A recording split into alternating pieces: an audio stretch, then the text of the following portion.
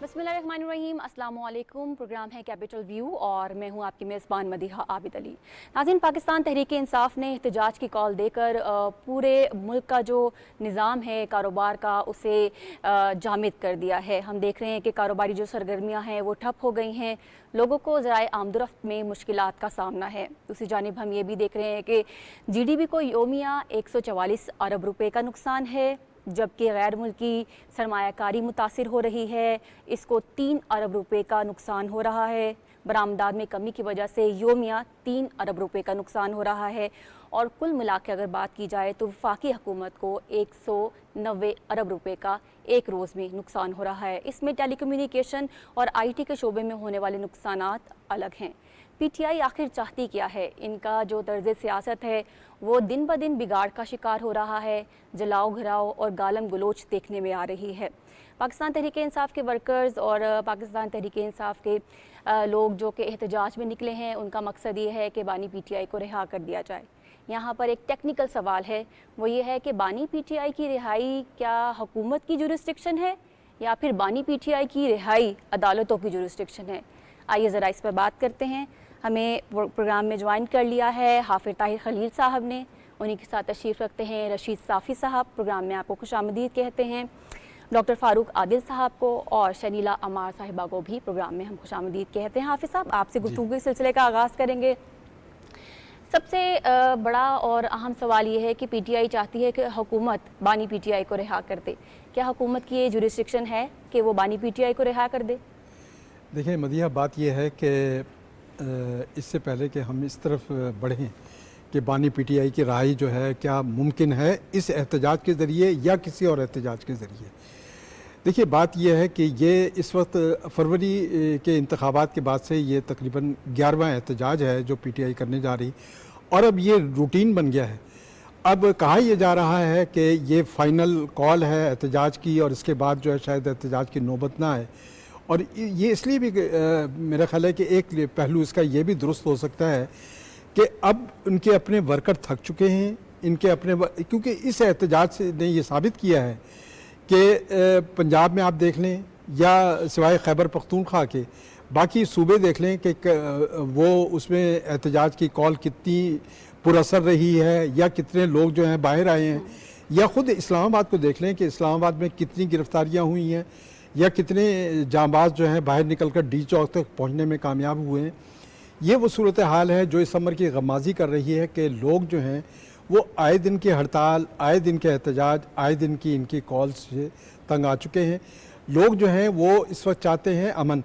देखिए इस्लामाबाद में ताजिर बिरादरी जो है वो हाई कोर्ट में गई, उन्होंने हाई कोर्ट में पटिशन दी कि ये आए रोज़ का एहतजाज बंद होना चाहिए। हाई कोर्ट ने एक फ़ैसला दे दिया कि एहतजाज जो है वो उसको बंद किया जाए और इनके साथ बातचीत के ज़रिए, मुज़ाकरात के ज़रिए कोई रास्ता निकाला जाए। तो अब सूरत हाल ये है कि एहतजाज हो रहा है, हाई कोर्ट अदालत कह चुकी है एहतजाज नहीं होना चाहिए, लेकिन वो एहतजाज पर आमादा है। मुतालबा क्या है? मुतालबा ये है कि उनको खान साहब को निकाल के जो है बाहर लाया जाए और उनकी रहाई को मुमकिन बनाया जाए। बानी PTI की रहाई क्या एहतजाज से मुमकिन है या एक एहतजाज के? देखिए ये मैं नहीं समझता कि ये फाइनल कॉल होगी, क्योंकि इसके बाद मज़ीद कॉल्स आएंगी, मज़ीद वो इनकी कोशिश होगी, लेकिन इससे कोई इनका काम जो है नहीं बनेगा, क्योंकि उनकी रहाई, उनके ख़िलाफ़ मुकदमों का ख़ात्मा, जो अदालती प्रोसेस चल रहा है उसको कोई रोक नहीं सकता। अदालत अगर कहेगी तो उनकी एक क्या तमाम मुकदमों में ज़मानतें भी हो सकती हैं, रहाई भी मुमकिन हो सकती है। लेकिन आप देखें कि जेल में बैठे एक शख्स की अना और एक शख्स की खुदारी की वजह से पूरा मुल्क जो है वो जामिद करने की कोशिश की जा रही है। लेकिन मस्बत पहलू ये है कि हमारी कारोबारी सरगर्मियाँ जो हैं वो इस अमर की गमाजी कर रही हैं कि एहतजाज हो या हड़ताल हो, जो कारोबार है वो चलता रहेगा। पाकिस्तान जो है वो किसी के कहने से नहीं रुकेगा। सिर्फ आज का देख लें कि आज जो स्टॉक एक्सचेंज का इंडेक्स है वो 1 लाख की नफसियाती हद से ज़्यादा अबूर कर गया उसके पॉइंट्स। ये इस अमर की अक्कासी कर रहा है कि पाकिस्तान में मईशत जो है उसके इशारिये जो है मस्बत अंदाज में आगे बढ़ रही है। महंगाई आप देख लें कि 32% से 7% या 9% तक आ चुकी है। आप देखें कि मौजूदा हुकूमत ने मौसम गर्मा में पैकेज दिया बिजली का।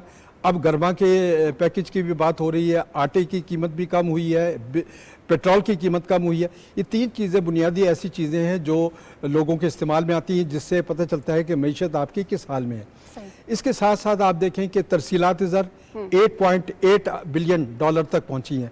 तो लोग जो है हमारे जो ओवरसीज़ पाकिस्तानीज़ हैं वो बड़े एतमाद के साथ पैसा भेज रहे हैं। पाकिस्तान में कारोबार जो है पूरी तरह से जारी है और एहतजाजी सरगर्मियाँ जो हैं वो ये जाहिर कर रही हैं कि इससे ना तो यह है कि पाकिस्तान बंद होगा, और पाकिस्तान बंद करने की कोशिशें आवाम जो है पहले भी मुस्तरद करते रहे हैं और अब फिर मुस्तरद हो जाएंगी। और ये कोई, मैं नहीं समझता ये कोई फाइनल कॉल है, इसके बाद मज़ीद कॉल्स आती रहेंगी। उनका देखें, उनके लिए एक ही मशवरा जो है वो जो दिया जा रहा है संजीदा हल्कों की जानिब से कि वो बैठें, उनको उनसे बात करनी है जिनसे वो बात नहीं करना चाहते, बात उनसे करना चाहते हैं जो पॉलिटिकल पार्टीज है, उनसे बात करनी है उन्हें। और ज़रूरत इस बात की है कि माशी अशारिया जो हैं वो आवाम के सामने रखे हैं, बहुत अहमियत के मुतहमिल है ये। साफ़ी साहब, मैं ये चाहूँगी कि हम आपसे यही तर्ज का सवाल पूछें कि कारोबारी जो अफराद हैं उन्होंने एहतजाज की कॉल को मुस्तरद किया, कारोबार खुले हैं और वो चाहते हैं कि अपना कारोबार करें। क्या कारोबारी जो तबका है उसने हुकूमती पॉलिसी पर एतमाद का इजहार कर लिया है? शुक्रिया मदीहा। देखिए, हमारे मुल्क में तो क्या पूरी दुनिया में ये रिवाज है कि हम माशी सरगर्मियों के पैमाने को, स्टॉक मार्केट को उसको पैमाना समझते हैं। आज अगर हम स्टॉक मार्केट की कारकर्दगी देखें और आज हफ्ते का आगाज़ और ऐसा आगाज़ कि 24 नवंबर से पाकिस्तान तहरीक इंसाफ सड़कों पे हैं, और बावजूद ये कि अफसोसनाक वाक़यात भी हुए, सिक्योरिटी फोर्सेस का जो पुलिस का एक जवान शहीद हो चुके हैं, 5 शदीद ज़ख्मी है, और बकौल तर्जुमान पंजाब हुकूमत के तकरीबन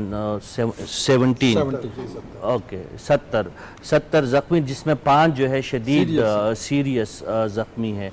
इसके बावजूद अगर स्टॉक मार्केट आज भी बुलिश रहा और वहाँ पे आज भी लोगों ने इन्वेस्टमेंट की, आज भी हिस्सेस का कारोबार हुआ और बेहतर कारोबार हुआ, मार्केट एक अच्छे नोट पे अगर बंद होता है, तो हाँ, हम कह सकते हैं कि मजमूई तौर पर मुल्क में इस एहतजाज का कारोबारी तबके, स्पेशली जो स्टॉक मार्केट से मुंसलिक है, उन पे कोई ज़्यादा असर नहीं हुआ। उन्होंने इस एहतजाज को और इस कॉल को ज़्यादा सीरियस नहीं लिया। ये जो मैंने जिन वाक़यात का ज़िक्र किया है, ये पाकिस्तान तहरीक इंसाफ की जो सियासत है, ये इल्ज़ामात और ये जो उनके इक़दामात है, इसका पीछा उन्हें काफ़ी मुद्दत तक करना पड़ेगा। ये जो 70 के लगभग लोगों का खून जो गिरा है आज, और वो भी वर्दी पोश एहलकारों का, इसका हिसाब किताब किसी न किसी और खुसूसन पीपल्स PTI ने ज़रूर देना होगा।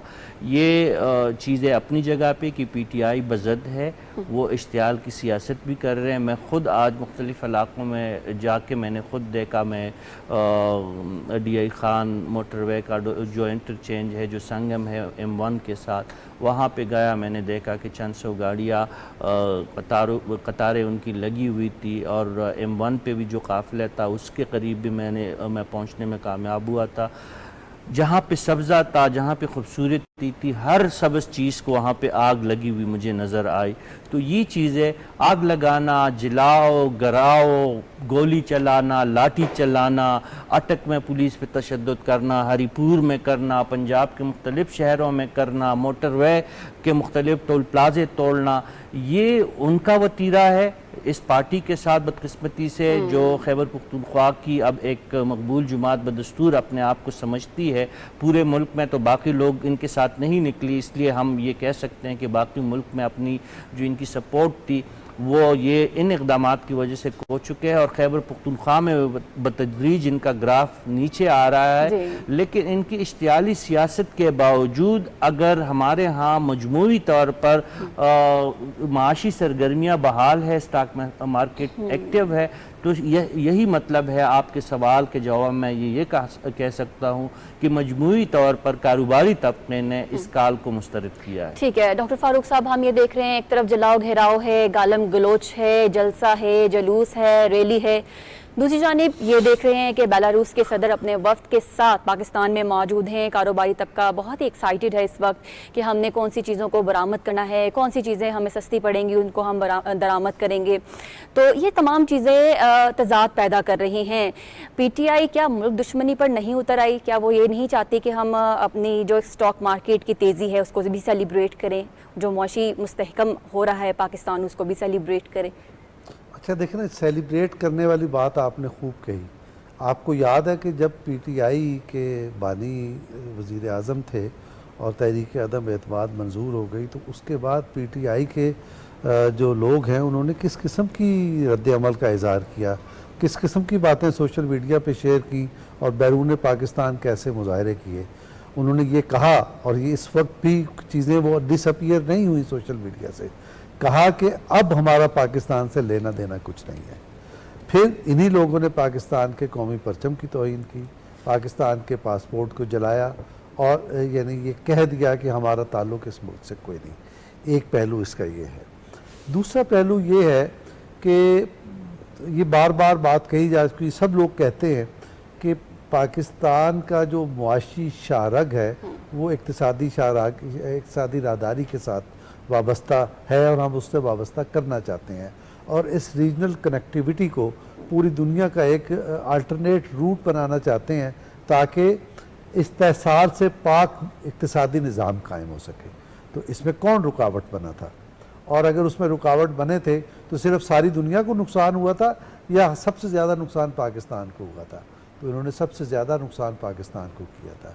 और फिर पाकिस्तान के जो इक्तिसादी रवाबित थे और सफारती रवाबित थे उनको तबाह बर्बाद कर दिया।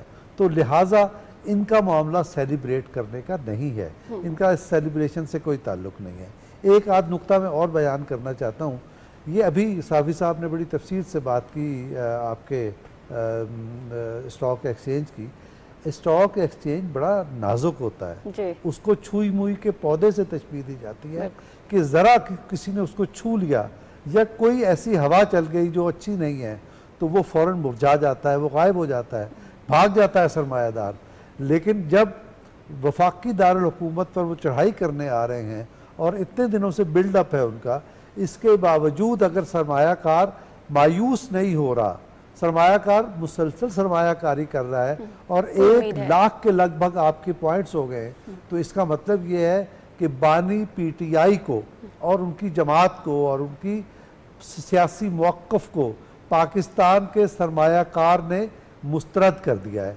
वरना ऐसा तारीख़ में कोई मौका नहीं मिलता कि मुल्क के अंदर इस कदर अदम इस्तेहकाम पैदा करने की साजिश की जा रही हो, एक मनफी सरगर्मियाँ जारी क्यों, और इस दौरान में स्टॉक एक्सचेंज उठ जाए। ऐसा कभी नहीं होता, दुनिया में कभी नहीं हुआ, ये पाकिस्तान में हो रहा है। इसका सीधा और साफ मतलब ये है कि वो उन्होंने मुस्तरद कर दिया। उन्होंने एक तरफ सरमायाकार ने और पाकिस्तान की ताजिर बरादरी ने इनको मुस्तरद किया, दूसरी तरफ आप ये देखेंगे सिंध में, पंजाब में, बलूचिस्तान में किसी जगह इस काल की पजीराई नहीं है और पजीराई खैबर पख्तूनख्वा में भी नहीं है।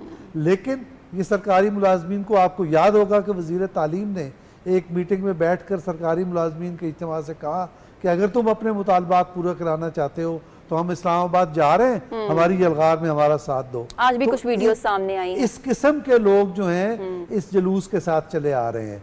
सरकारी मुलाजमीन हैं, फिर सरकारी वसाइल का इस्तेमाल हो रहा है, फिर हैवी ड्यूटी मशीनरी जैसे हाफिज साहब ने कहा वो इस्तेमाल हो रही है। ये बाकायदा एक लश्कर की तरह से ये इस्लामाबाद पे हमला आवर हो रहे हैं। इस वाक़े से याद ताज़ा हो गई है, यूँ समझिए कि क़याम पाकिस्तान से पहले, बल्कि 1857 से भी पहले जब मुस्तहकम मुग़ल दौर था, उस दौर में जब किसी सूबेदार का दिमाग ख़राब होता था तो वो दिल्ली पे हमलावर होता था। फिर दिल्ली से बादशाह निकलता था, उसकी ठुकाई करता था, उसके दिमाग दुरुस्त हो जाते थे। इतने हमने महमूद गजनवी ने हिंदुस्तान में नहीं हाँ, किए थे जितने जिन्होंने ये कर दिए। तो अब ये इस मामले को कहीं रुक जाने की ज़रूरत है। दो तजावीज़ होनी चाहिए। नंबर 1 ये कि ऐसी सियासी जमात जो मुसलसल कौमी मफादात को नुकसान पहुँचा रही हो, सफारती ताल्लुकात को और इक्तिसादियात को और मईशत को नुकसान पहुँचा रही हो, उसका क्या इलाज होना चाहिए, ये रेफरेंस सुप्रीम कोर्ट में जाना चाहिए। ठीक है, दूसरी ठीक। तजवीज़ एक जुमले की है, जरूर। वो ये कि जो सूबाई हुकूमत जिस हुकूमत में 90 अफराद एक हफ्ते में कत्ल कर दिए गए हों बेगुनाह, मैं करम एजेंसी की बात कर रहा जी, हूँ, जी। पारा चनार की बात कर रहा हूँ, वहाँ ना जाए वो हुकूमत। लोग अगवा हो रहे हैं उस सूबे में, मगरिब के बाद खुद वजीर आला के ज़िले में हुकूमत की कोई रेट ना हो। ऐसी हुकूमत अगर अपना काम न करे और वफाक पे हमला आवर हो जाए तो ये भी एक रेफरेंस सुप्रीम कोर्ट में भेजने की ज़रूरत है कि ऐसी हुकूमत के साथ क्या सलूक है। वफाक पे हमलावर हो जाए और अपने ही सूबे के वसाइल के साथ हमलावर हो जाए। शनील साहब, हम आपकी जानिब बढ़ते हैं। हमने गुज़िश्ता रोज़ देखा कि नायब वज़ीर आज़म और वज़ीर ख़जाना इसहाक़ डार साहब ने आवाम के सामने कुछ अशारिये रखे और उन्होंने बताया कि योमिया 190 अरब रुपए का नुकसान हो रहा है विफाक को। ये आवाम के टैक्स के पैसे हैं जो आवाम पर लगने चाहिए। क्या आपको नहीं लगता कि PTI को जल्द अज जल्द होश के नाखून ले लेने चाहिए? देखिए, बड़ी बदकिस्मती की बात है कि मुल्क के अंदर जब आपके माशी इशारे दुरुस्त हो रहे हों, जब एक मुल्क में सरगर्मियाँ कारोबारी बेहतर हो रही हों और जो हमारा टैक्स टू GDP है वो 5% इंक्रीज़ हुआ है, जो हमारा करंट अकाउंट सरप्लस है वो 114% इंक्रीज़ हुआ है, जो हमारा फिजिकल अकाउंट सरप्लस है वो 267% हुआ है। ये मैं पिछले माली साल के और इस माली साल का कंपैरिजन करके बता रही हूँ। और जो आपकी पॉलिसी रेट है वो 22 से आपकी 15% के ऊपर आ चुकी है। महंगाई जो है वो 35 से आपकी 8.7% पे ऊपर आ चुकी है। तो इन सारी चीज़ों का जो है बेनिफिट जो है वो आवाम को मिलना चाहिए। टैक्स टू GDP शरह जो है वो भी 5% बढ़ गई है, यानी कि आपको टैक्स ज़्यादा मिल रहा है। अब होना तो ये चाहिए था ना कि ये सारी चीज़ें जो थी आवाम की तालीम के ऊपर लगती, उनकी हेल्थ की फैसिलिटीज़ जो उनको के लिए लगती, जो अब लोग कारोबार करना चाहते हैं हुकूमत उनको आसान शराइत के ऊपर कर्जे दे रही होती, या जो लोग घर बनाना चाहते हैं उनको आसान शराइत के ऊपर कर्जे दे रही होती। मुल्क में जो चीज़ें आपको मिल रही हैं उसका आपको बेनिफिट आवाम की तरफ जाता है। लेकिन एक पार्टी जो ना खुद इक़्तिदार में होते हुए कुछ करती है और ना वो दूसरों को कुछ करने देती है। अगर वो अपोजिशन में होती है तो तब भी उसका रवैया ये होता है कि चढ़ाई कर दो, गिलाओ जराओ, ये सारी चीज़ों पे चल रही होती है। और जब वो हुकूमत में आ जाते हैं तब वो अपोजिशन के पीछे पड़ जाते हैं कि मैं इसको जेल में डाल दूंगा, मैं इसको जेल से निकाल दूंगा। उसकी वजह से ना यहाँ सरमायाकार आता है, ना यहाँ कारोबारी सरगर्मियाँ थी वो बेहतर हो सकी। अब जब से ये हुकूमत आई है आप देख ले कितने ममालिक के वज़राए ममलिकत यहाँ पे आ चुके हैं, सदर ममलिकत यहाँ पे आ रहे हैं। वो किस लिए आ रहे हैं इतने बड़ा बड़ा वफ्त लेके? इसलिए ना कि वो सरमायाकारी करना चाह रहे हैं। उनको नज़र आ रहा है कि इस मुल्क के अंदर हमारे लिए अपॉर्चुनिटीज़ है अब कारोबार करने के लिए, क्योंकि कोई तभी आता है जब उसको कोई अपॉर्चुनिटी नज़र आती है। वरना अभी जो बेलारूस के सदर आए 75 लोगों का वफ्त लेकर बिला वजह तो नहीं आ गए ना, उनको कुछ नज़र आ रहा है वो आए हैं।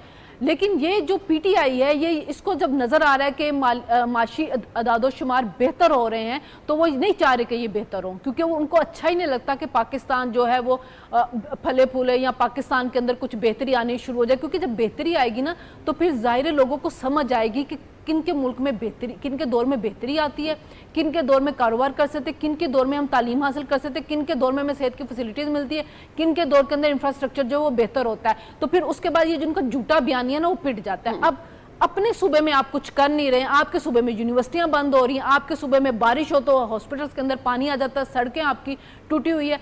इस वक्त सूबे के अंदर कोई जो खैबर पख्तूनख्वा है कोई वजीर मौजूद है नहीं, कोई वजीर आला मौजूद है नहीं, कोई मुशीर मौजूद है नहीं, वो ऑटो पे एक सूबा चल रहा है और उसको छोड़ा हुआ है और उसको सजा दी जा रही है इस चीज़ की कि उन्होंने तीसरी दफ़ा इनको मैंडेट दिया है। तो ये सिलसिला जो है ना वो चलता रहेगा अगर जब तक जो फारूक आदिल साहब ने जो तजावीज़ दी हैं 2 अदद उनके ऊपर अमल नहीं होता, वरना ये काम चलता रहेगा। और ये जो आ रही है आपके मुल्क के अंदर माशी इस्तेहकाम वो उसको नहीं रहने देंगे, वो उसको डिस्टेबलाइज करते रहेंगे। तो कुछ ना कुछ अब रियासत को सोचना होगा इन शर पसंदों से निपटने के लिए। ठीक है, आगे बढ़ेंगे।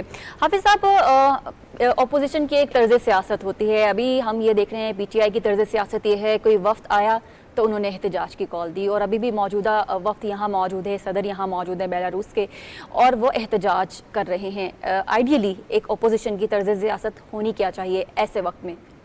देखिए, बात ये है मदिया कि ये कोई नई बात नहीं है। ये आप 2014 से देखें कि जब प्रेसिडेंट शी जिनपिंग पाकिस्तान आ रहे थे उस वक्त एहतजाज का सिलसिला शुरू हुआ, उस वक्त जो है मुलतवी हुआ और उसके नतीजे में पाकिस्तान को कितना भारी नुकसान उठाना पड़ा ये सबके सामने है। उसके बाद अभी जब SCO कॉन्फ्रेंस हो रही थी, पाकिस्तान एक बहुत बड़े इवेंट की तरफ बढ़ रहा था, तो एहतजाज की कॉल आ गई और इस सारे जो तरक्की का रुख था, जो दुनिया जो है पाकिस्तान को फोकस किए हुए थी, उसको उसकी तवज्जो हटाने के लिए, दुनिया की तवज्जो हटाने के लिए एक कॉल दी गई कि डी चौक पहुंचना है।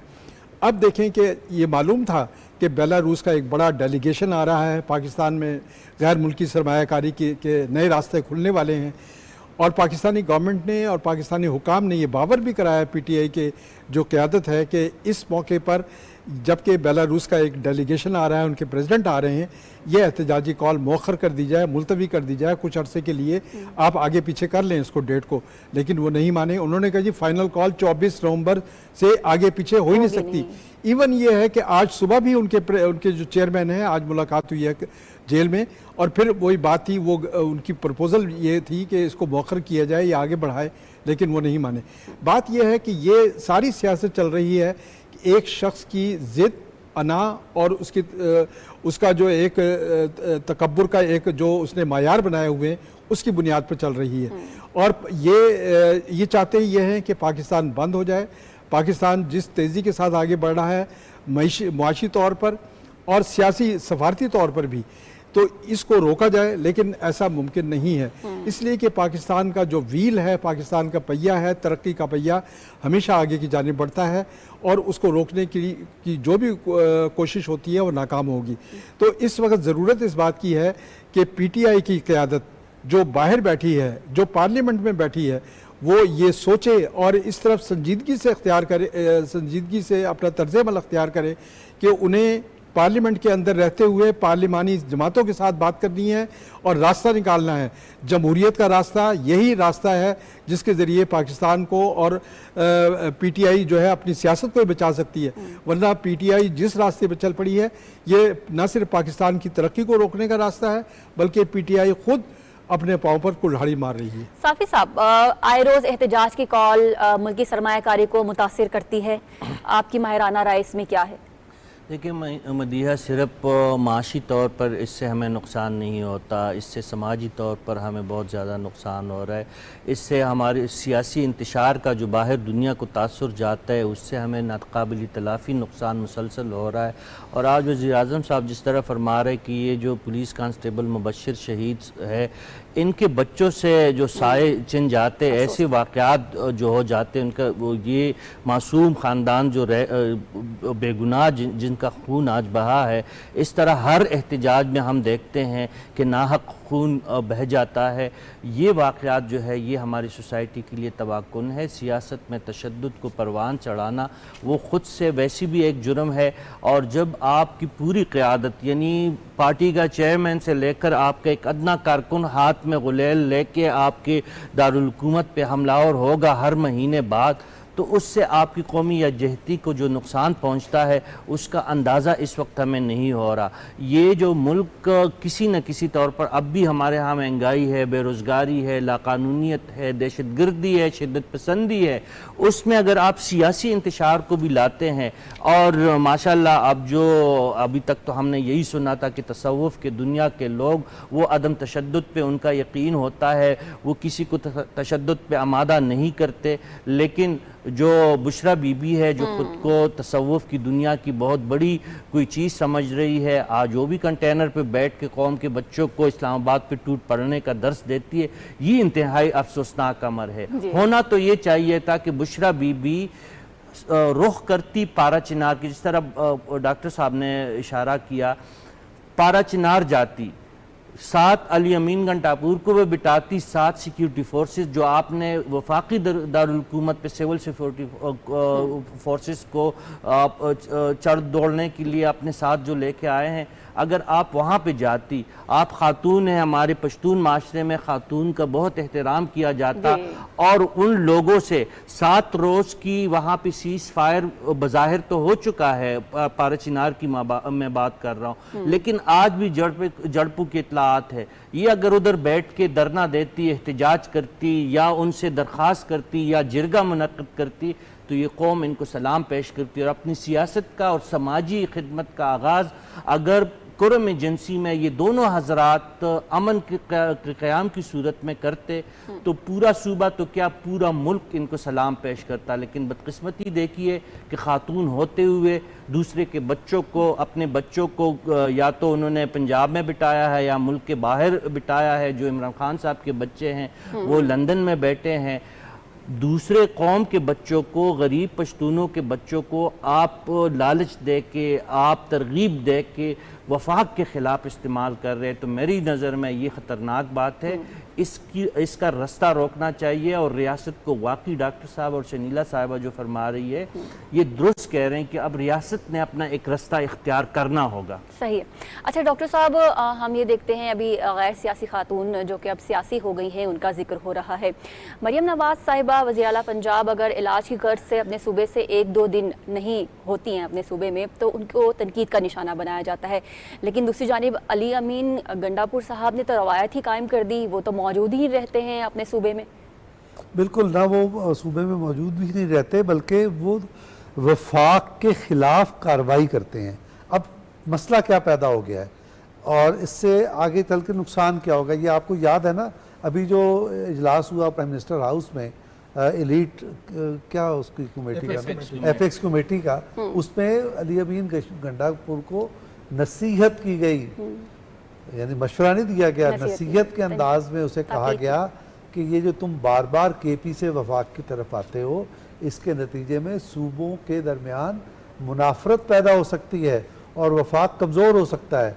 ये बड़ी ख़तरनाक बात है कि एक सूबा मुसलसल, जैसे अभी जिक्र किया गया कि 17 हमले कर डाले उसने, तो ये बात ठीक नहीं है, ये ख़तरनाक बात है और इसको बैठ के हल करना होगा। और इस वक्त आपके यहाँ कॉन्स्टिट्यूशनल कोर्ट भी बन गई है तो उसमें ये ज़रूर रेफरेंस जाना चाहिए कि अगर एक सूबा मुसलसल अपनी जिम्मेदारी से कोताही बरते, मिसाल अब देखें ना कितनी बड़ी कोताही है कि सूबे के अंदर जो रियासत की जो सबसे बड़ी निशानी होती है वो पुलिस होती है। यहाँ अभी याद होगा आपको कि कुछ अर्सा पहले बन्नू के अंदर पुलिस स्टेशंस पर हमले हुए हैं, वहाँ पुलिस के एहलकारों को यरगमाल बनाया गया है। अच्छा, उनको यरगमाल बना के ले गए, वो बहुत सारे कत्ल किए उन्होंने, और इस दौरान ये उस पर हमले करने वालों के खिलाफ कोई कार्रवाई सूबे के अंदर से नहीं हुई। पाकिस्तान की फ़ौज ने की सो की, वो अपनी जगह पर, सूबाई हुकूमत का कोई क्रेडिट नहीं है। वो इस दौरान इस्लामाबाद पे हमला आवर होने के लिए वो चढ़ाई करने की मनसूबाबंदी कर रहे थे। तो अगर सूबे का वज़ीर आला और सूबे की हुकूमत की एक्टिविटी ऐसी हो, उसकी हिस्ट्री ऐसी हो, तो हमें ज़रूर सोचना चाहिए वो वफाक को भी नुकसान पहुंचा रहे हैं और रियासत के अंदर खाना जंगी का रास्ता खोल रहे हैं। तो इस मौके पर अगर हमारे आईनी इदारे कोई रहनुमाई नहीं करते तो मेरे ख्याल में वक्त गुजर जाएगा। शनीला साहिबा, मुल्क को, मुल्क की इमलाक को नुकसान पहुंचाना, जिस तरह से साफ़ी साहब ने कहा कि वो आज आंखों देखा हाल बयान कर रहे हैं कि जगह जगह आग लगाई जा रही है, ये आवाम के टैक्स का पैसा है। आवाम डिज़र्व करती है कि उनके लिए तालीम का प्रोजेक्ट कोई लगाया जाए, लेकिन अनफॉर्चुनेटली ये PTI के लिए एहतजाज को रोकने के लिए ये पैसा ज़ाया हो रहा है। ये समझना चाहिए PTI को। आप इसके ऊपर क्या कहेंगी? देखिए, PTI तो कभी भी इसको नहीं समझेगी ना। अगर वो समझ रही होती तो अपना रवैया तब्दील कर चुकी होती। 2014 से हम यही कुछ देख रहे हैं कि जिस वक्त यहाँ पे धरना था तो उस वक्त परवेज़ हटक जो थे वो खैबर पख्तूनख्वा से लेके आए थे, वसाइल इस्तेमाल करते हुए यहाँ पे लेके आए लोगों को धरने पे बिठाने के लिए। फिर उस वक्त नौशहरा में सैलाब आया हुआ था और परवेज़ हटक जो थे कंटेनर के ऊपर डांस कर रहे होते थे। उनको कोई एहसास नहीं था कि जी मेरे उस सूबे के अंदर सैलाब आया हुआ है, लोग मुश्किलात के अंदर हैं, वो यहाँ पे बैठे होते थे अब खान साहब की जी हुजूरी करने के लिए। इसी तरह उसके बाद ये जो जब से खान साहब जो है 25 वो तहरीक अदम एतमाद के बाद आईनी तरीके से निकले, वो मुसलसल उस वक्त उनकी सूबे खैबर पख्तूनख्वा में हुकूमत उसके वसाइल इस्तेमाल करते रहे। 2022 में भी तब वहाँ पे सैलाब आया, सवात के अंदर लोग जो थे वो इमदाद के मुंतज़िर थे और वो हेली के जो थी वो इस्तेमाल हो रही थी टैक्सी के तौर पे खान साहब के जलसों के लिए, कि जब वो जाते थे मैंने इस जगह जलसा करना, वहाँ जलसा करना, वो हेली इस्तेमाल हो रहा था। लेकिन सैलाब ज़दगान को निकालने के लिए नहीं इस्तेमाल हो रहा था। और वो विजुअल्स हमने देखे भी थे, जो 5 लड़के खड़े भी थे और हुकूमती इमदाद के मुंतजिर थे। उसके बाद से अब ये गंडापुर साहब आ गए हैं, जो जब से आए हैं सिर्फ उनका एक ही काम है कि मैंने उठना और मैंने वफाक के ऊपर हमला करना है, उठना और फिर मैं वफाक के ऊपर हमला कर देना। करोड़ों रुपया वो उसके ऊपर लगा चुके हैं।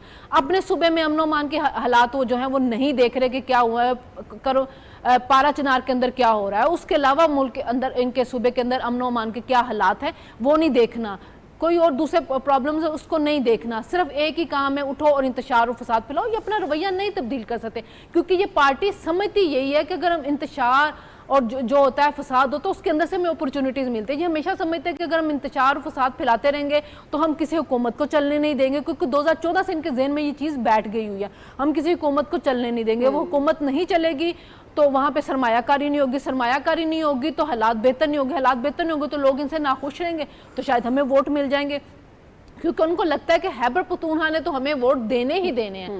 वो शेर अफजल मरवत जो बात कह रहे थे कि अगर हमें कारकर्दगी पे वोट मिलते तो हमें खैबर पख्तूनख्वा से कभी ना मिलते, तो उनको लगता है उस सूबे ने तो हमें देने ही देने हैं, तो दूसरे सूबों को हम काम ना करने दें।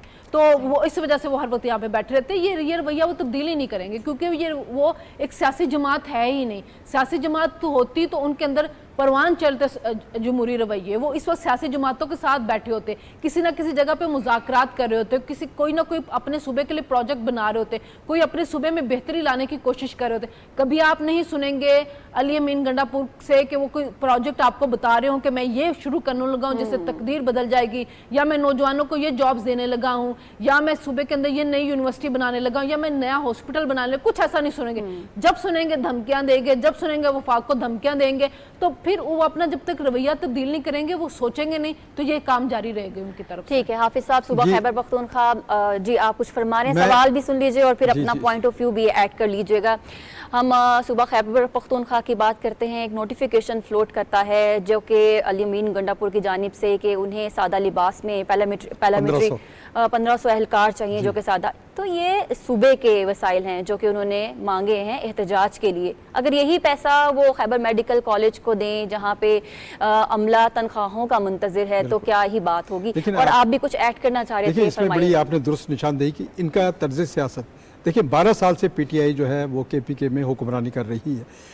एपीएस का वाक़या इनके दौर में हुआ, उसके बाद बन्नू जेल टूटी, दहशतगर्द वहाँ से रहा करवाए गए, और उसके बाद फिर आप देखें कि जो सूरत हाल चल रही है उसमें और जो मौजूदा तर्ज अमल है उसमें देख लें आप कि ये कहाँ खड़े हैं। इस वक्त सूरत हाल ये है कि 26 अजला जो हैं वो इस वक्त जो है वो इनके कंट्रोल में नहीं है। वहाँ लॉ एंड ऑर्डर की सूरत हाल क्या है, इन्होंने अपने दौर में टीटीपी से मुज़ाकरात किए, वहाँ से 30-40 हज़ार लोगों को लेकर आए जो आज सारे मुल्क में फैल गए हैं, और तकरीबन 250-300 हार्ड कोर जो क्रिमिनल से उनको जेलों से रहा किया गया। तो ये वो लोग हैं जो आज मुल्क में जो है दहशतगर्दी फैला रहे हैं, मुल्क में बदअमनी फैला रहे हैं। इनका आज तर्ज अमल जो तर्ज सियासत है और सारे सरकारी वसाइल जो हैं जिस तरह विफाक के ख़िलाफ़ इस्तेमाल किए जा रहे हैं, ये नेशनल इंटीग्रेशन को बहुत बड़ा नुकसान पहुंचाया जा रहा है कि एक सूबा जो है अपने वसाइल लेकर मरकज़ के ख़िलाफ़ धावा बोल रहा है, मरकज़ पर यरगाल करने चल, और ये सिलसिला ख़त्म होने में नहीं आ रहा, बल्कि ये सिलसिला बढ़ता जा रहा है। और ये सिलसिला बिल आखिर रोकना होगा, क्योंकि देखिए आवाम का सरमाया आवाम पर होना चाहिए। 100 अरब रुपए कोई मामूली रकम नहीं होती। इससे पाकिस्तान का बेहतरीन हॉस्पिटल बन सकता है, 4 कॉलेजेस बन सकते हैं, और ये वसाइल जो हैं आवाम के वसाइल जो हैं आवाम पर खर्च होने चाहिए। ज़रूरत इस बात की है कि ये हाथ रोका जाए जो विफाक पर हमलावर होता है, विफाक को कमज़ोर करता है, नेशनल इंटीग्रेशन और कौमी यकजहती को नुकसान पहुंचाता है। ये सिलसिला अगर ना रुका तो यकीनन जो है फिर इसका नतीजा जो है पाकिस्तान को नुकसान पहुंचेगा। इससे पहले कि पाकिस्तान जो है वो इस किस्म के नुकसान का मुताहमिल हो, हम ये जिस तरह से डॉक्टर फारूक साहब ने जो तजवीज़ पेश की है उसके मुताबिक जो है उस पर अमल होना चाहिए, जो आइनी तरीक़ेकार है उसकी तरफ बढ़ना चाहिए, ताकि ये सिलसिला बिलाखिर हमें रोकना ही पड़ेगा। सही है। साफ़ी साहब, कुछ मईशत के हवाले से मशीर बराए वज़ीर ख़जाना खुर्रम शहजाद साहब ने भी अभी एक मीडिया टॉक की और उन्होंने काफ़ी अच्छे मुआशी इशारे उन पर ब्रीफिंग दी है और जो तरक्की की राह पर गामज़न है पाकिस्तान उससे आगाह किया है पाकिस्तानियों को। कुछ जो मुआशी इशारे हैं वो इस तरह से भी हैं कि पिछले साल महंगाई की शरह 32% थी और इस साल ये 6% हो चुकी है। इस माली साल के पहले क्वार्टर में 8.8 $8 अरब की रेमिटेंसेस जो हैं वो पाकिस्तान को भिजवाई गई। फिर हमने ये भी देखा है कि पाकिस्तान की स्टॉक मार्केट दुनिया की इमर्जिंग स्टॉक मार्केट्स में दूसरे नंबर पर आई। बहुत सारी खुशखबरियाँ भी हैं पाकिस्तान के लिए। पीटीआई नहीं चाहती कि आवाम तक ये खुशखबरियाँ पहुँचे और आवाम को जो उन्होंने टैक्स देकर हुकूमत की मदद की है उसका सिला आवाम तक पहुँचे। देखिए, आपके सवाल का ये हिस्सा अहम है कि क्या पीटीआई नहीं चाहती कि पाकिस्तान तरक्की के रास्ते पे गामजन हो, तो इसका जवाब बदकिस्मती से यही है कि नहीं। अभी तक जो उनका रवैया रहा है वो हुकूमत में रहते हुए भी हमने रवैया उनका देखा है वफाक पे, और जिस सूबे से मेरा ताल्लुक़ है वहाँ पे वो 1 दहाई से ज़ायद उनकी हुक्मरानी चल रही है, वहाँ पे भी हमने देखा है। इस पार्टी की प्रायोरिटी जो इस वक्त है एक शख्स की ज़ात के इर्द गिर्द उसका महवर है। ये दायरों के सफ़र में मुसलसल उसी ज़ात के इर्द गिर्द ये इनके कारकुन और इनकी सियासत घूम फिर रही है।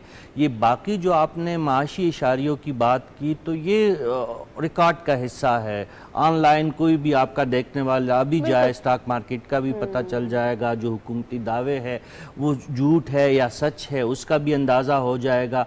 हम ये नहीं कहते कि सब कुछ हरा हरा हो गया, सब कुछ पाकिस्तान में जो है जन्नत का कोई नज़ारा हमें ज़मीन पे उतर के मिल रहा है, लेकिन जो हम 2-3 साल पहले से मौजूदा मईशत को मौजूदा माशी इशारियों को कंपेयर करें तो आपका सवाल बिल्कुल दुरुस्त और बजा है कि हाँ बेहतरी आई है, लेकिन बेहतरी के लिए सस्टेनेबिलिटी चाहिए, बेहतरी के लिए सियासी इस्तेहकाम और सियासी विल चाहिए। अगर आपका एक बड़ी सियासी जमात वो आपके इस्तेहकाम के ख़िलाफ़ हमेशा से हमें बरसर पेकार नज़र आती हो तो फिर आपका जो सवाल है, मैं नहीं चाहता कि किसी सियासी जमात के बारे में ऐसे अल्फाज इस्तेमाल करूँ, लेकिन फिर आप दुरुस्त कह रही हैं कि उनको ये इस्तेहकाम सूट नहीं करता। होना तो ये चाहिए। देखिए, पाकिस्तान में ऑलरेडी शिद्दत पसंदी ज़ोरों पे है, यहाँ पे तालिबान है, यहाँ पे फितनतुल खवारिज है, यहाँ पे हम पे अफ़गानिस्तान की तरफ से मुसलसल दरअंदाजी हो रही है, बलूचिस्तान में रियासत के दुश्मन बरसर पैकार है। ये जो हमारे यहाँ फ़िरक़ावारियत की आग जलाने की जो कोशिश की जा रही है, उन ख़तरात का हमें सामना है। ऐसी तशवीशनाक सूरत हाल में मदीहा हमें सियासी इश्तियाल वो हम अफोर्ड नहीं कर सकते। खुदारा ये लोग इसमें पढ़े लिखे लोग भी है, इसमें वकला है, इसमें सियासतदान है, इस जुमात में इसमें हर किस्म के लोग हैं। कोई तो बैठ के इनको कहें कि ये रास्ता ठीक नहीं है। देखिए, एक तरफ आप मुज़ाकरात भी कर रहे हैं, आज भी बैरिस्टर गौहर बैरिस्टर सैफ जो है वो गए हैं कि मुज़ाकरात जारी है, बाहर निकल के वो ये संदेशा दे रहे हैं। दूसरे आप चंद किलोमीटर दूर जो है आपका वज़ीर आला जो इस वक्त रफू चक्कर हो चुका है, जो इतलात है कि वो वज़ू के बहाने एक मरतबा फिर पतली गली से निकलने की कोशिश कर रहे थे, लेकिन मुजाहिदीन ने खुद उनको पकड़ा कि भाई आप हमें छोड़ के कहाँ जा रहे हैं, और आपकी अहलिया कंटेनर पे खड़ी होकर क्या पैगाम दे रही है। तो कम से कम पार्टी के अंदर तो एक स्टांस ले कि आपने मुज़ाकरात करने हैं कि नहीं आपने एहतजाज करना है। सही है। डॉक्टर साहब, आप इन मौशी इशारियों पर क्या फरमाएंगे? देखिए, मुआशी इशारियाँ तो मुसलसल बेहतर हो रहे हैं और ये इस चीज़ की अलामत है कि हुकूमत नहायत संजीदगी से कौमी मईशत को मुस्तहकम कर रही है, और न सिर्फ मुस्तहकम हो रहे हैं बल्कि उसका फ़ायदा आवाम को पहुँचाने की कोशिश भी की जा रही है। जैसे अभी बिजली के नरखों में हुआ, पेट्रोल के नरखों में हुआ, महंगाई की जो रफ्तार है उसकी यानी 40% से कम होकर 4% पर आ गई है उसके बढ़ने की रफ्तार। तो ये तो आवाम को उसको दी जा रही है फ़वाइद, लेकिन असल मामला क्या है?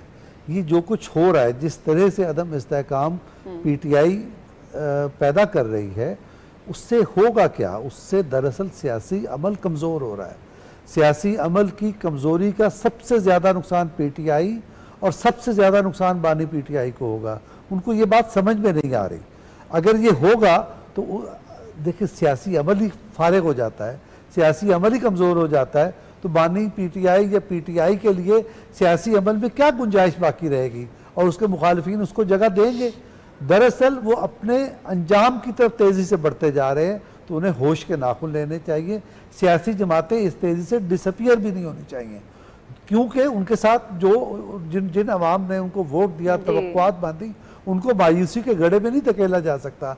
लिहाजा पीटीआई की सबसे बड़ी ज़रूरत यह है कि वो सियासी तर्ज़ अमल इख्तियार करे और होश के नाखून ले।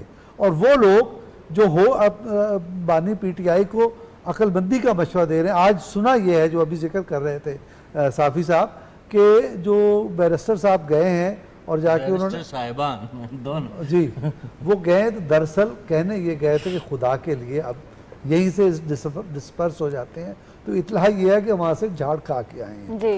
तो वो तो एक गुस्से में भरा हुआ आदमी जिसके अकल की बात जिसके करीब नहीं फटकती। आप जानते हैं ना एक मुहावरा है कि गुस्सा जो है वो अकल का दुश्मन है। जी। तो इस वक्त अकल दुश्मनी की इस इंतहा पर बानी पीटीआई पहुंचे हुए हैं कि उन्हें कोई खैर की बात भी जाके बताए तो वो उसे अपना दुश्मन तस्वर करते हैं। ठीक है शनीला साहिबा, आइडियल सिचुएशंस दो हैं, या तो बैठकर मुज़ाकरात कर लिए जाएं या अदालत का दरवाज़ा खटखटाया जाए। आपको क्या लगता है पीटीआई इन दोनों में से किसी एक को चूज़ करेगी या सड़कों पर बैठी रहेगी? देखिए होना तो यही चाहिए कि आप अदालत जाएं। अगर आप बेगुनाह हैं, आपको लग रहा है कि ये पॉलिटिकल मोटिवेटेड केसेस हैं तो खुद ब खुद ख़त्म होते जाएंगे ना, अदालतें आपको रिलीफ देती जाएंगी। लेकिन इनको पता है कि चंद केसेस जैसे तोशाहाना के केस हो गया और उसके अलावा अलकादर ट्रस्ट वाला केस हो गया, वो बड़ी सख्त किस्म की करप्शन उसमें हुई हुई है और उसमें सज़ा होनी है। यही चीज़ जो है वो बानी पीटीआई को परेशान कर रही है और उनकी जो अहलिया उनको भी परेशान कर रही है, जिसकी वजह से बार बार वफाक के ऊपर चढ़ाई की जा रही है। देखिए हुकूमत जो है उसका वो अदालतों को कंट्रोल नहीं कर रही है और ना ही उन्होंने रिलीफ देना है। अगर आपको अदालतों से ही रिलीफ मिलना है, हुकूमत ने आपको बाहर नहीं निकालना। हाँ, आप मुज़ाकरात के ज़रिए ये है कि अपनी पार्टी के लिए कुछ बेनिफिट्स ले सकते हैं, किसी ना किसी जगह पे पार्टी के साथ मिलकर हुकूमत के साथ मिलकर कोई ना कोई लाहे अमल तय कर सकते हैं। दूसरी बात यह है कि आप अपने जिस सूबे में आपको मैंडेट मिला वहाँ पे काम करें, वहाँ पे आपको बेहतरी लेके आए, तो हो सकता है दूसरे सूबों के लोग भी आपके बारे में सोचें। अभी तक तो हाल ये है कि न पंजाब, न सिंध, न बलूचिस्तान ने तो आपको रिजेक्ट कर दिया है। और इसी वजह से जो आज जो बैरिस्टर गौहर गए हैं, उन्होंने जब जाके बानी पीटीआई को ये बात बताई है कि जी 3 सूबों से लोग नहीं निकले हैं, तो वो परेशान हुए हैं इसके ऊपर। क्योंकि देखें एक सूबे में तो आपकी हुकूमत है, वहाँ के वसाइल आप इस्तेमाल करें, वहाँ पे सरकारी मुलाजमीन है वो आपके मातहत हैं, आप उनको लालच दे के या उनको ज़ोर ज़बरदस्ती के साथ उनको लेके आ रहे हैं। चले चंद हज़ार आपके वर्कर भी आ रहे हैं, लेकिन ये भी तो देखें कि आवाम की एक बड़ी तादाद ने आपको मुस्तरद कर दी, आपकी तर्ज सियासत को वो पसंद नहीं कर रहे हैं। वो यही चाह रहे हैं कि मुल्क के अंदर अमन व अमान रहे। लोग नहीं चाहते कि हर वक्त उनके स्कूल बंद रहे, उनके बच्चों के एग्जाम के प्रॉब्लम्स हो रहे हैं, कारोबार लोगों के मुतासिर हो रहे हैं, जिन लोगों ने जॉब्स पे जाना हो मुतासिर हो रहे, रास्ते बंद होते हैं, लोग अपनी जॉब से नहीं पहुंच रहे थे। लोगों की जब रोज़मर्रा ज़िंदगी जो है मुतासिर होती है तो वो फ्रस्ट्रेट होते हैं और ये सारी फ्रस्ट्रेशन फिर आगे जाके इन्हीं के लिए नुकसानदेह होगी कि जब इनका सूबे में इनके अपने लोग इनके खिलाफ उठ खड़े होंगे कि भाई आप हमें रिलीफ क्या दे रहे हैं, आपको वोट हम बार बार इसीलिए दे रहे हैं कि आप सारा जो पैसा है वो जाके इंतशार और फसाद के ऊपर लगा दे। तो ये सोचने की बात पीटीआई के लिए है कि अवाम, अब आप 3 सूबों ने जब आपको रिजेक्ट किया है तो अब आप बैठें और बैठ के सोचें और कि हम इस वक्त कहाँ पे खड़े हैं। सिर्फ एक सूबे के वसाइल इस्तेमाल करके कि बार बार चढ़ाई करके आप ये मत समझे कि आप अवाम में पॉपुलर हो गए। अगर आप पॉपुलर होते, आपका बयानिया पॉपुलर होता, तो इस वक्त आपको सड़कों पे हर जगह पे लोग नजर आते, लेकिन वो आपको कहीं पे नजर नहीं आ रहे। इस्लामाबाद तक में भी कोई नहीं निकला है। तो बेहतर ये होगा कि वही कि मतलब पंजाब, बलूचिस्तान, सिंध, आज़ाद कश्मीर, गिलगित बिल्तिस्तान, कहीं से कुछ भी नहीं है। तो आपको रिविजिट करने की जरूरत है अपनी पॉलिसी को। बानी पीटीआई को भी अब अपनी अना से निकलना होगा, क्योंकि देखिए सियासतदान हमेशा अपने लिए रास्ते जो होता है वो सियासत के जरिए निकालता है। अगर आप सियासत करते रहेंगे और अगर आप अदालती रास्ता इख्तियार करेंगे तो आपको आगे मिलेगा रास्ता, वरना आप अपने आप को बंद गली में दाखिल करवा लेंगे, फिर आपकी सियासत खत्म हो जाएगी। ठीक है शनीला अम्मार साहिबा आपका, डॉक्टर फारूक आदिल साहब आपका, रशीद साफ़ी साहब और हाफिज़ ताहिर खलील साहब आपका आज के प्रोग्राम में आमद का बहुत शुक्रिया। नाज़रीन, हम अपने तहे दिल से सदर अलेक्जेंडर लुकाशेंको और उनकी टीम को पाकिस्तान में खुशामदीद कहते हैं और दुआ गो हैं कि ये विज़िट जो है वो हर पाकिस्तानी को फ़ायदा दे। हमें आज के प्रोग्राम कैपिटल व्यू से इजाज़त दीजिए। अल्लाह हाफ़िज़। पाकिस्तान पाइंदाबाद।